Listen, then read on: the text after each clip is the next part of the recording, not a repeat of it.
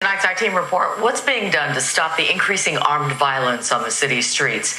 Nowhere is it worse than in a neighborhood known as the Wild 100s, named for those three-digit streets on the far south side.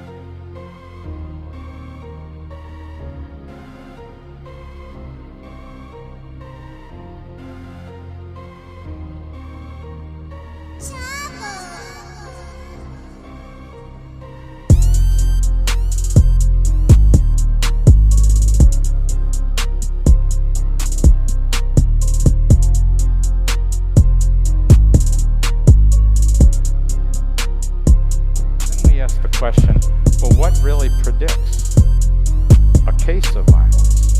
And it turns out that the greatest predictor of a case of violence is a preceding case of violence, which also sounds like, it may be familiar to you, if there's a case of flu, someone gave someone a case of flu, or a cold, or the greatest risk factor of tuberculosis is having been exposed to tuberculosis.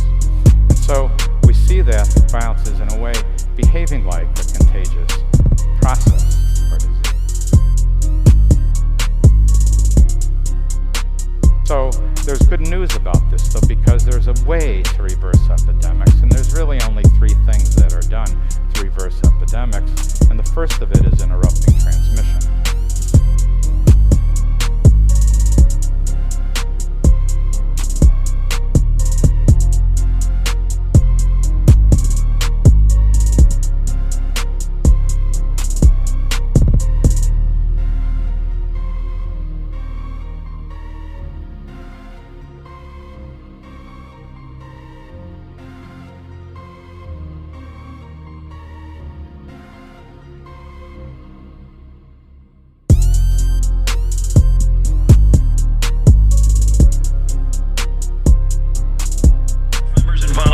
From a community-based stop gang violence organization called Ceasefire. Former military special forces officer Bob Jackson directs Ceasefire here in Roseland. It's nice to see that bright orange going down the street and actually knocking on the doors.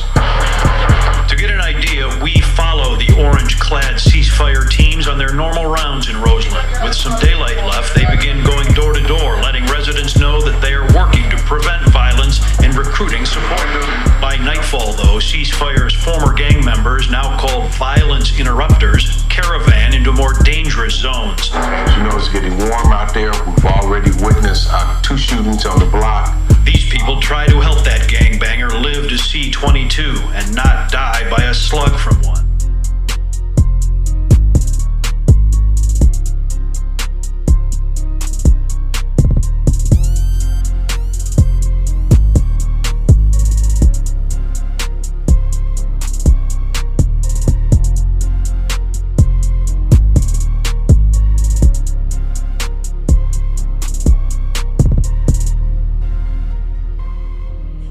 The what if, the whys, we have to get through this. We have a void in our lives forever.